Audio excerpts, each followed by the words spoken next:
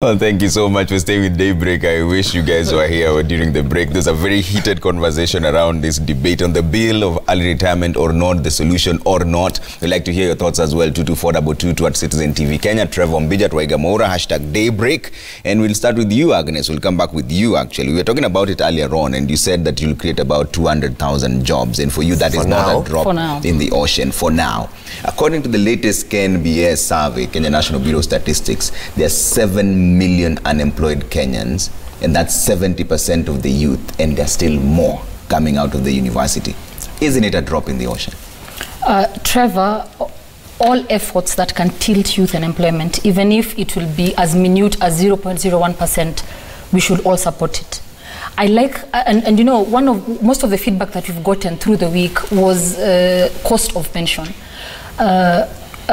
He's mentioned about 100 billion, but I don't think there's anyone who's tried to cost the insecurity that is usually as a result of youth unemployment. No one has costed hopelessness of our youth. No one has costed a generation that is fading away. So I'd like maybe to have this conversation once someone brings both numbers on the table, the cost of youth hopelessness, youth unemployment, youth insecurity. And you know, these things are mitigated also through other costs. When youth are busy getting involved in crime, we are putting more budget in security issues. You've mentioned, someone has asked whether it is a populist proposal. Of course it's populist. The youth are the majority of this country. And I don't think we should panic because an older generation feels like they will not have anything to do after 50. I will remind you that this is a boom generation. A generation that studied for free, that is sponsored by government to now, and they'll be sponsored by government after retirement. But we have youth that went to school and has help to pay at 2.5%, and they are penalized every month 5,000. We have youth right now who are facing 26% unemployment rate. They have help to pay, they don't have jobs, they have dependents, but we have 50-year-olds to 60-year-olds, 31% of the civil service who are afraid of leaving service because they won't have anything to do. Be that as it may, what about old age poverty? Because then that's the ripple effect of this particular bill. What we can do right now is encourage saving and incentivize retirement. But we should not relent because we feel like the older generation we won't have enough money to pay electricity bills. What about the young person right now who does not have money to eat? The young person, and you know, on average, the 50 or 60-year-old person in civil service has a 25-year-old daughter or son looking for a job that they can't get. Who cleared campus, graduated, but cannot secure any employment. Yeah. You know, I think I am the only youth on this panel.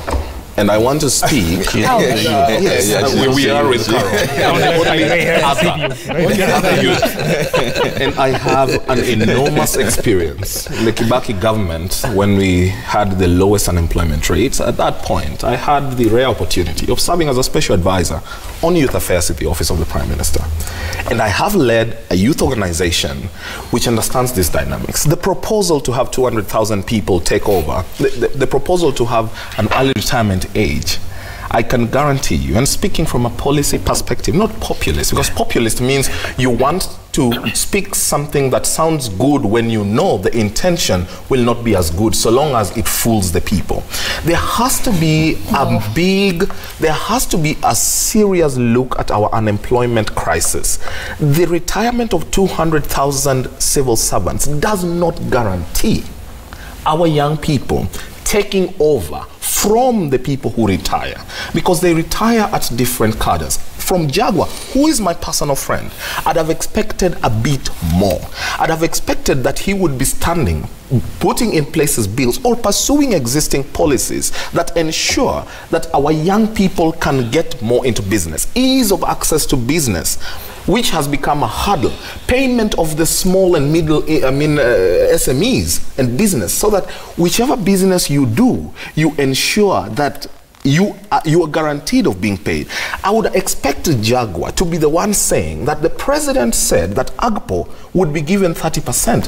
Why is it that this has not happened with all the government tenders and businesses? I sit on a board and a couple of boards in this country, parastatal boards. And you know, you get there and you look at them. I remember getting to one of the boards and asking, how much do you allocate to youth, women, and people with disabilities when the president had given an order that 30% of these monies need to go to them. When you do some of these things, what you will do is that you will have a thriving youth because they have businesses. They have the ability to employ others. That does not negate the beauty of the impact and possibility of employment in the civil service. But to say that you want to have this 0.5% absorption and then we should clap because it has solved our problem is to forget that when these 200,000 jobs are going to be distributed, one, they will, almost half of them then will almost obviously be corruptly given away on the basis of favoritism and nepotism to the undeserving young people. And that then leads us into another problem. You retire people at 50 who have enough energy to still serve this country, hoping that you have done the country a service and the youth a service, only for the older people who have qualifications, who are not necessarily youth, to take over those chances. In this country, judges retire at 70. Why? Because they still have the presence of mind at that age.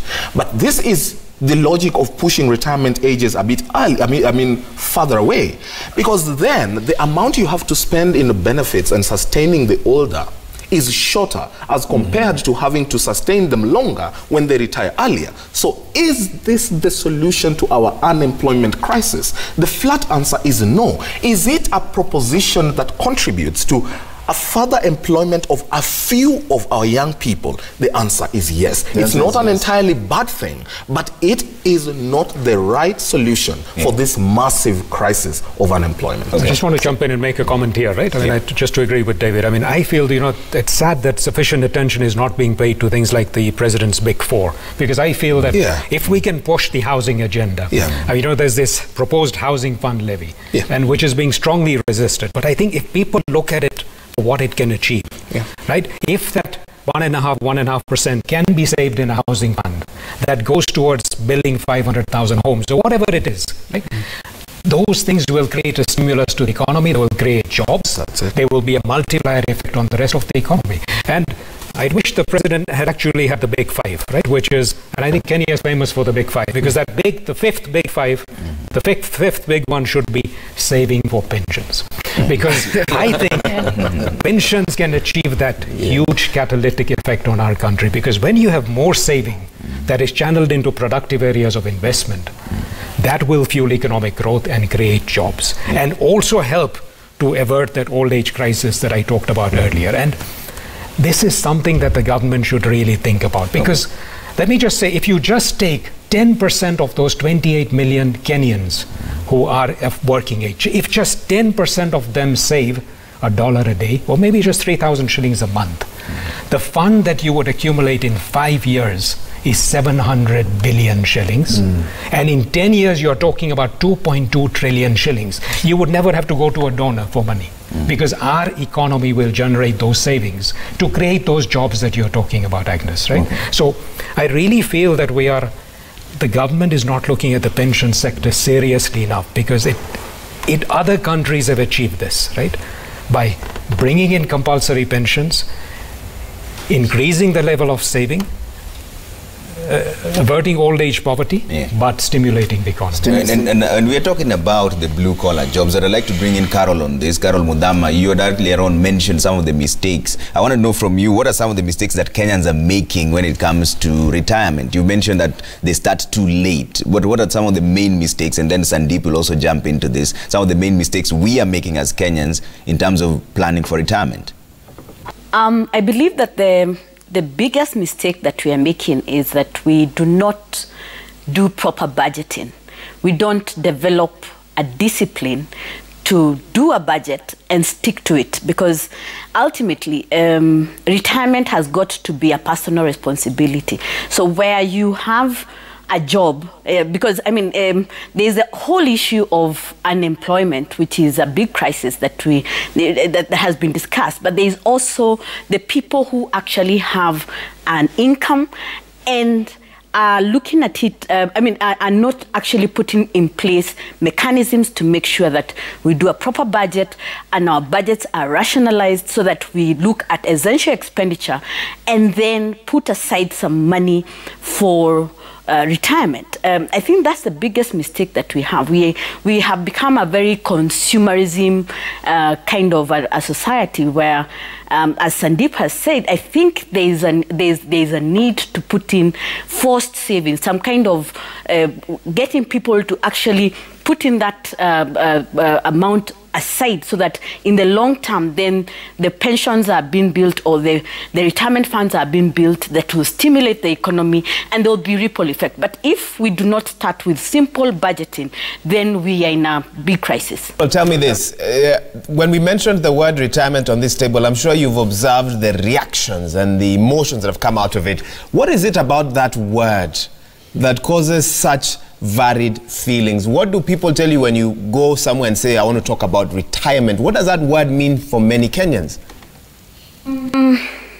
It's a scary word, actually. A lot of people, when they think about retirement, are panicked because you know, you get to an age 45, 48, and you realize that I have not put aside whatever it is that I need. I have not built any passive income. And so it is a panicky situation when you talk about retirement, especially to people who are older, into their 40s. That is what happens. When you talk to people who are younger and you know, in proper financial planning, at 20, when somebody starts working at 25, we need to start thinking about retirement. The younger people, on the other hand, think, come on, how long is 55? And yet, if you think about it, it is not that long off. I mean, the time is not that long, because if you think about it, if you get a baby today, in 10 years, they're still holding your skirts. Right? In 20 years, they're still in your house. In fact, we are seeing that young people are staying at home up to around 28. Right? So when a younger person is thinking, you know, I only have a 1-year-old baby, 55 years is far off in terms of retirement, they think that they have a lot of time. But in truth, they do not have. If we're talking So there are two different perspectives. The older ones are panicking. The younger ones are thinking they have too much time.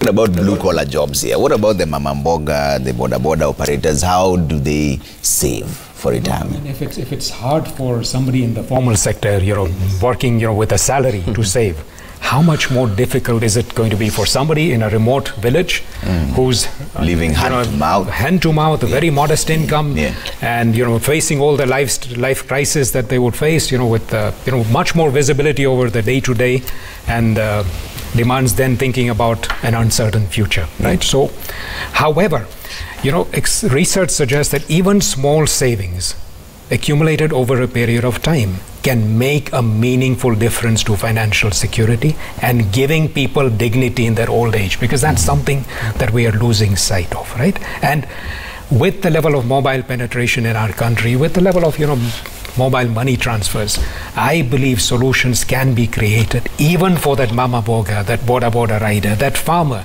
to be able to save small amounts. And if the government can look at doing a fiscal matching contribution to say, look, if I put in 100 shillings, let the government put in 100 over a period of 5 years, that will encourage people to save.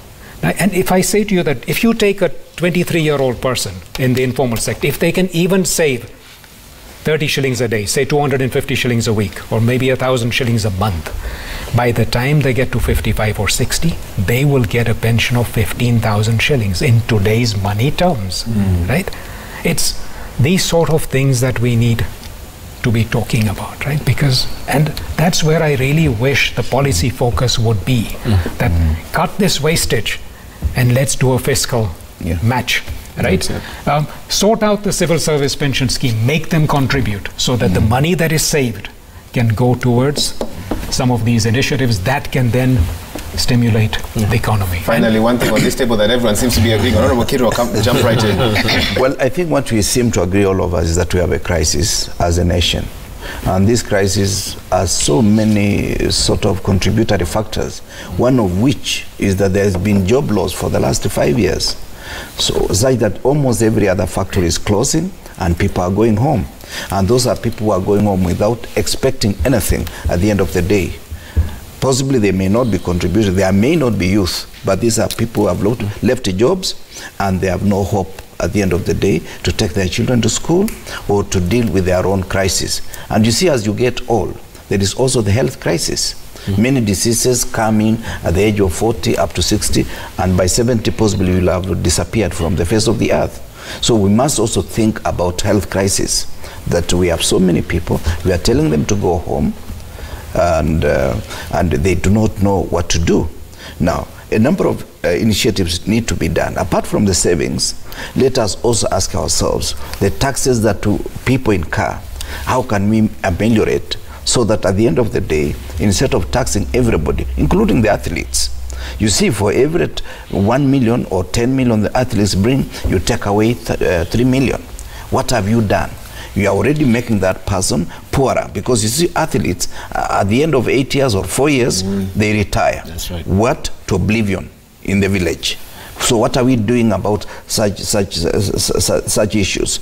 Now, Carol Muthama said, we should be thinking, as you enter a job, you should be thinking of how to exceed that particular job. Many of us don't think of it that way, even those in politics.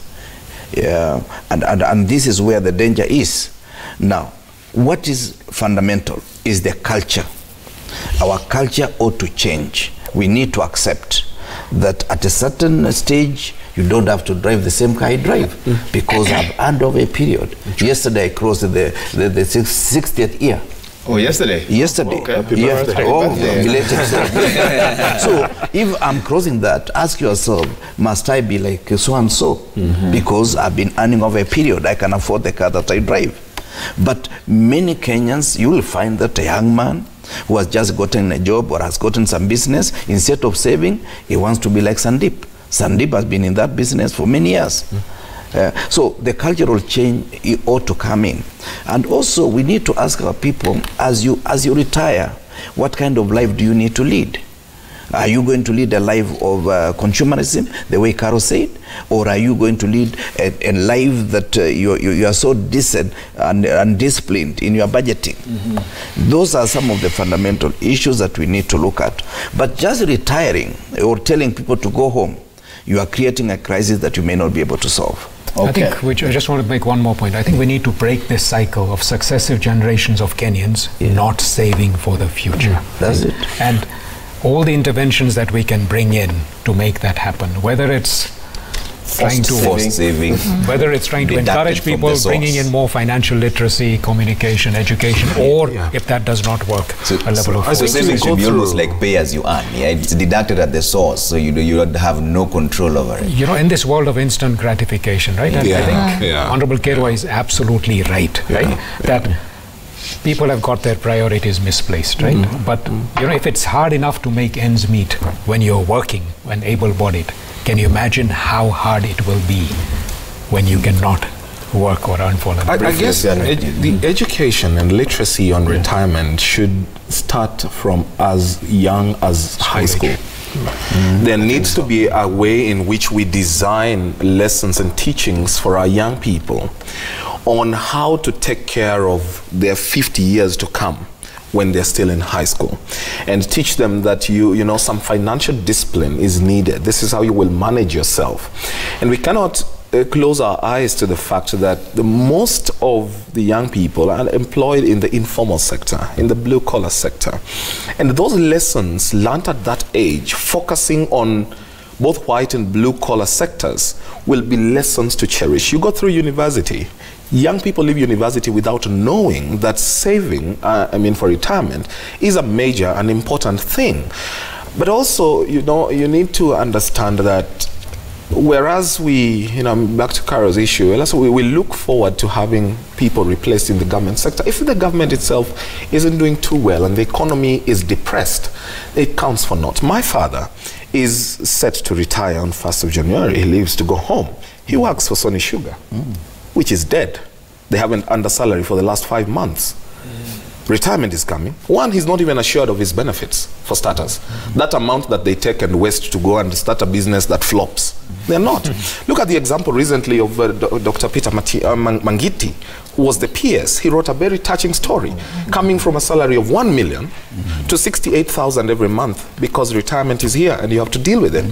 Lessons on investing for the future are lessons that need to be aptly taken. There needs to be a consideration, and the Ministry of Education, listening to this, should devise a mechanism of ensuring that at tertiary colleges, you know, a secondary school, university, it is a fundamental lesson taught to our young people. I remember Engineer Ezra Odhiambo, a very good friend of mine with whom I serve on the board, told me, David, you are young and in the private sector, running your own company or companies. I want you to go buy 5 acres of land. Can you go and plant so much trees? They will be something for you to harvest in your retirement. May that be your retirement plan. And whereas you may be dismissive of it and may not understand how that will be useful, whether they'll be needful in the future as they are now, those models of how to invest in retirement for the people in the private sector need to be thought about and taught to them. Okay. We have to take a quick break now. Should we read the feedback now or after the break? Let's take the break, because it's on, and then come back and do the feedback, and then allow our guests, panelists to respond to that. Okay. We'll be right back.